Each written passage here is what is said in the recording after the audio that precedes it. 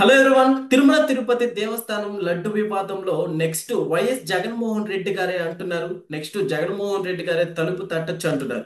So ఒకసారి విశ్లేషణ తీసుకుందాం ఎలా ఉండబోతుందో. నెక్స్ట్ ప్రస్తుతం మనతోటి రాజకీయ విశ్లేషకులు డివిఎస్ గారు ఉన్నారు. వెల్కమ్ చెప్తాం.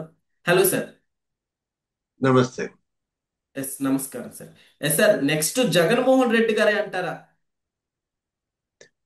అంటే ఇప్పుడు కల్తీ లడ్డు ఎస్. జగన్ గొంతు దిగట్లేదా? జగన్ గొంతులో పచ్చి వెలక్కాయలాగా మారిందా? కల్తీ లడ్డు ఇవాళ జగన్మోహన్ రెడ్డి రేపో మాపో ఆయనకి నోటీసులు ఇస్తారంటున్నారు. వాళ్ళ ఎస్ సార్, బాబాయ్ అవును. నోటీసులు ఇచ్చారు. ఉహుం. వాళ్ళ బాబాయ్ నోటీసులు ఇస్తే 11వ తారీఖు రమ్మంటే సుబ్బారెడ్డి ఏమన్నాడు? ఆయనంట పార్లమెంట్ ఫైనాన్స్ కమిటీ మీటింగ్ ఉందంట, ఎస్ సార్. ఒక వారం రోజుల తర్వాత వస్తానంటున్నాడు. ఉహుం. 21 వస్తానంటున్నాడు. అంటే ఇతనే డిసైడ్ చేస్తాడు ఎప్పుడు రావాలో. ఉహుం. చూసావా? భారతదేశంలో ప్రజాస్వామ్యంలో ఉన్న సౌందర్యం, beauty is of sir. Democracy. అంటే ఎప్పుడు విచారణకు రావాలో డిసైడ్ చేయాల్సింది దర్యాప్తు సంస్థలు కాదు, పోలీస్ అధికారులు కాదు, అవును. దొంగలే. ఏంటి డైరెక్ట్ చేస్తున్నారు? నేను పలానా రోజు వస్తా, ఆ రోజు చేసుకో విచారణ. అంటే ఇప్పుడు ఒకటి, సుబ్బారెడ్డి రేపొద్దున ఎప్పుడైనా రాక తప్పదు. Yes sir. చట్టం చేతులు చాలా పొడవైనవి. ఏది, ఎంత దూరం పారిపోయినా, ఢిల్లీ పోయినా, పార్లమెంట్ ఫైనాన్స్ కమిటీ మీటింగ్ లో ఉన్న లాక్కొస్తుంది చట్టం. ఉహుం. ఇవాళ కాకపోతే రేపు, ఎస్ రేపు సార్. కాకపోతే ఎల్లుండి. అంటే జస్ట్ ప్రొలాంగ్ చేసుకోవడానికి మీకు ఉపయోగపడుద్ది తప్ప మీరు తప్పించుకోలేరు. ఉహుం. ఇవాళ స్వామివారి మహాప్రసాదం, తిరుమల తిరుపతి స్వామివారి మహాప్రసాదం లడ్డు. ఆ లడ్డూని కల్తీ చేశారంటే, అంటే ఇవాళ ఆ లడ్డు కల్తీ మెడకు చుట్టుకుంది. ఎస్. పరకామణి కేసు కాళ్ళకు చుట్టుకుంది. రెండు కేసులు ఇవాళ జగన్మోహన్ రెడ్డిని ఒకటి మెడకి, ఒకటి కాళ్ళకి చుట్టుకున్నాయి. ఒక్క ఎందుకంటే దెబ్బ తినేట్టు. Yes sir. సూత్రధారి అతనే. వీళ్ళంతా పాత్రధారులు. ఎస్. ఎవరు? ఇవాళ సుబ్బారెడ్డి ఒక పాత్రధారి, ధర్మారెడ్డి పాత్రధారి, లేకపోతే భూమన కరుణాకర్ రెడ్డి పాత్రధారి. మొత్తం కథ, స్క్రీన్ ప్లే, డైరెక్షన్ అంతా ఎవరు? జగన్మోహన్ రెడ్డి కదా. అతను ఎలా చెప్తే అలా వీళ్ళు యాక్షన్ చేస్తారు. అదే చెప్పాడు ధర్మారెడ్డి విచారణలో కూడా. ఏమని చెప్పాడు? హైకమాండ్ చెప్పింది చేశాను అన్నాడు. ఓకే. ఎవరు హైకమాండ్? చెప్పు, నువ్వు చెప్పు. ధర్మారెడ్డికి హైకమాండ్ ఎవరు? జగన్మోహన్ రెడ్డే కదా. జగన్మోహన్ రెడ్డి గారు కదా సార్. అంటే జగన్మోహన్ రెడ్డి చెప్పాడు, ధర్మారెడ్డి చేశాడు. తిరుమల తిరుపతి దేవస్థానంలోనే ఇట్లా చేశారంటే అంటే నెక్స్ట్ కూడా మా పార్టీ అధికారంలోకి వస్తుంది, వీటన్నిటికీ దొరకము అన్న ఉద్దేశంతో ఇవన్నీ చేశారంటే ఏమంటారు? ఈజీగా తప్పించుకోవచ్చు అనే థాట్ తోటి ఇవన్నీ చేశారనుకోవచ్చా? అంటే జగన్ మళ్ళా సీఎం అవుతాడంట, జగన్ 2.0 వస్తుందంట. అంటే సుబ్బారెడ్డి 2.0. ఉమ్.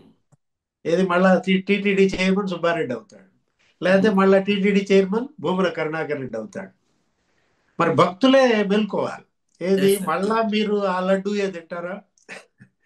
ఏది, మొన్న కల్తీ లడ్డు నిజంగా స్వామివారే కాపాడారు. ఆ అవును. కెమికల్స్ ఏంటి, ఆ కెమికల్స్ వాటి దెబ్బకు గనక ఎవరన్నా చనిపోయి ఉంటే, ఏ పసిబిడ్డ ప్రాణం అన్నా పోయి ఉంటే. ఎస్. యాక్చువల్గా పసిబిడ్డలు వాళ్ళకేంటి, అన్నప్రసాదం, అన్నప్రాసన రోజు కొద్దిగా లడ్డు కూడా తినిపిస్తారు. అంటే దేవుడి దగ్గర అన్నప్రసాదం చేయాలని కొంతమంది కోరుకుంటారు, కొంతమంది మొక్కుకుంటారు. ఎస్. వాళ్ళేంటి, ఆ తిరుపతి ఆ స్వామివారి లడ్డూనే ముందు ఆ బేబీకి పెదాలకి ఆ నాలుగు మీద పెడతారు. Chemicals yes. ఏదన్నా అయితే ఆ పాపం ఎవరిది? వీళ్ళు చేసింది కుంభకోణం కాదు, ఇది కేవలం స్కామ్ మాత్రమే కాదు, ఇది మహాపాపం. అంటే మహాపాపి ఎవరు?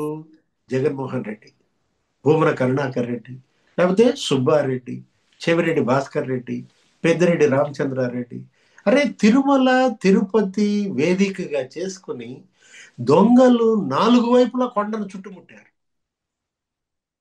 కొండను దోచేశారు. ఏది, మొత్తం కొల్లగొట్టారు అనమాట. అంటే ఎస్. స్వామి వారి సొమ్ము మొత్తం నాకాలని చూశారు. అరే, హుండీలో డబ్బులు ఎవరన్నా తీస్తారా? ఎస్. ఏది, పరకామణి కేసు ఉంది, అదే కాలుకు చుట్టుకున్న కేసు. ఇవాళ రవికుమార్ అతని ఆస్తులన్నీ వీళ్ళ పేరు మీదకు మార్చుకున్నారని.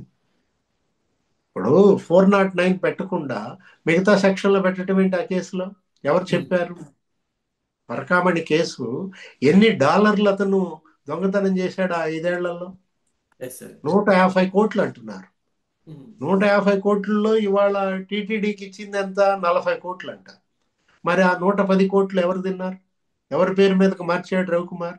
ఇవాళ మైలారం, తమిళనాడు, చెన్నైలో ఉన్న ఆస్తులేంటి? హైదరాబాద్లో ఉన్న ఆస్తులేంటి ఇతనికి? తిరుపతి రూరల్లో ఉన్న ఆస్తులు మొన్నే ఏది ఆ విచారణ అధికారి రవిశంకర్ అయ్యన్నార్ 3 ఎకరాల 15 సెంటు భూమి డాక్యుమెంట్ చూపిస్తూ ప్రశ్నించాడు. ఏంటి వాళ్ళందరినీ, ఆ విజిలెన్స్ ఆఫీసర్లు వీళ్ళందరినీ, ఈ కాగితాలు నీకు తెలుసా అని.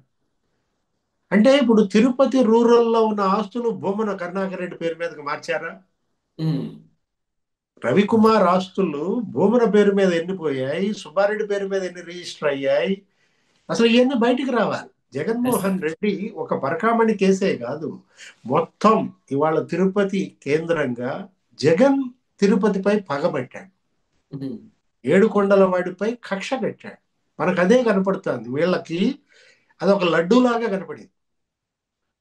ఏంటి, తిరుమల తిరుపతి దేవస్థానం వీళ్ళ పాలిట ఒక లడ్డు అయిపోయింది అనమాట. అంటే ఇప్పుడు ఒకటి భక్తులు మేల్కోవాలి. ఇక్కడ ఇక్కడ అవును. తప్పు వాళ్ళది కాదు. మీరు అన్నారు సుబ్బారెడ్డి తప్ప, భూమన కరుణాకర్ రెడ్డి తప్ప, జగన్మోహన్ రెడ్డి తప్ప కాదు. వాళ్ళకు ఓట్లేసిన ఈ భక్తులది తప్పు.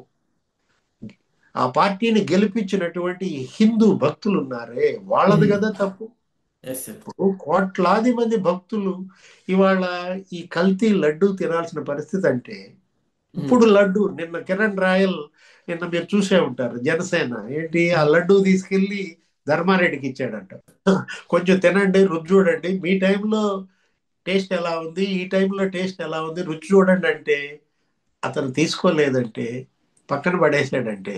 ఎస్ సార్, ప్రసాదాన్ని నిజంగా అవమానపరిచినట్టే కదా. ప్రసాదాన్ని అవమానపరచడం కాదయ్యా, దేవుణ్ణి అవమానపరచడం కాదు, అసలు అవును. జనాన్ని అవమానపరచడం, భక్తుల్ని అవును. అవమాన.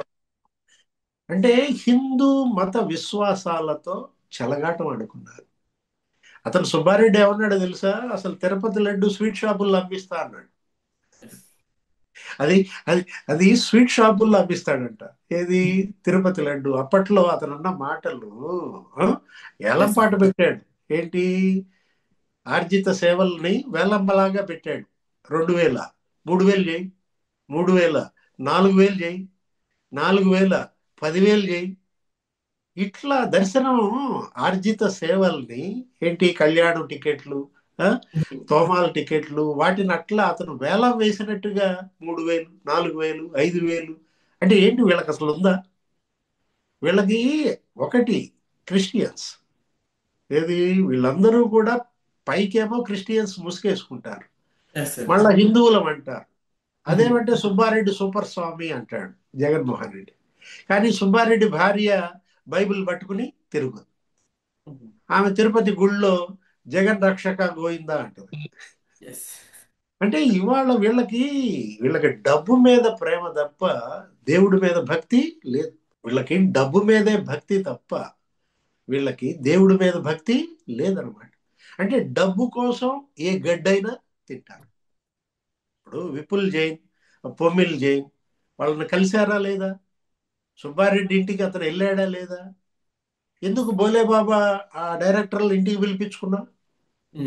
అంతకు ముందేమో వాళ్ళకి నోటీసులు ఇచ్చాడు, వాళ్ళ పైన విచారణకు ఆదేశించాడు, ఆ ల్యాబ్కి పంపించాడు టెస్టింగ్కి. ఓకే. మరి బ్లాక్ లిస్ట్లో ఎందుకని పెట్టలేదు? మళ్ళా వాళ్ళకే ఎందుకు ఇచ్చాం? ఇప్పుడు వాళ్ళు ఏం చేశారు? ఏఆర్ డైరీ, వైష్ణవి డైరీ ముసుగేసి వాళ్ళు మొత్తం కెమికల్స్తో తయారు చేసిన నెయ్యి 68 లక్షల కిలోలంట.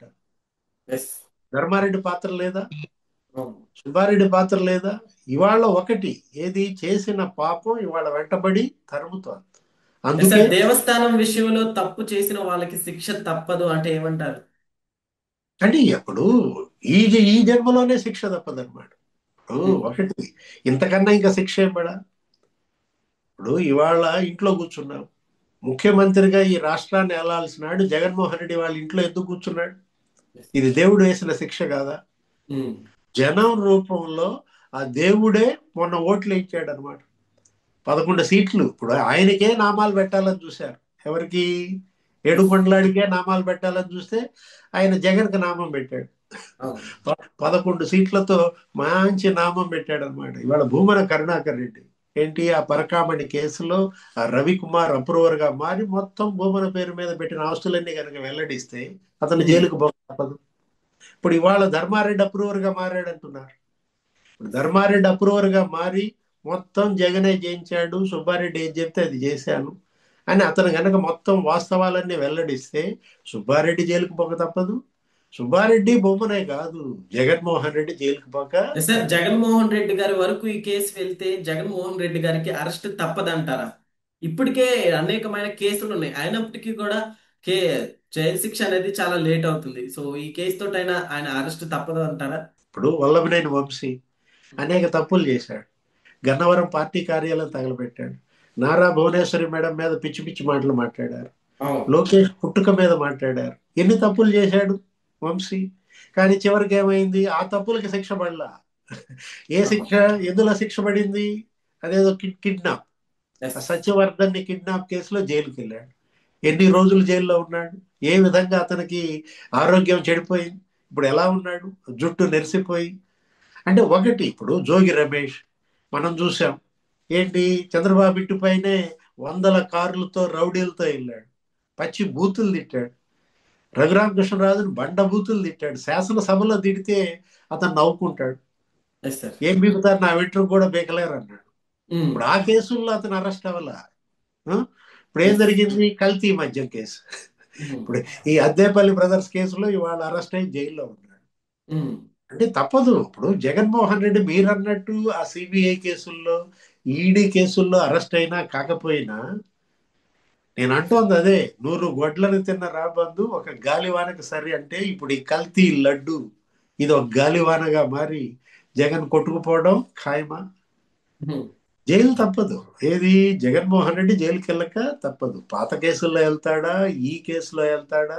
రేపు పొద్దున విచారణకి వెళ్ళాలి, రేపు కోర్టుకి. ఎప్పుడు 21 వస్తానన్నాడా? Yes sir.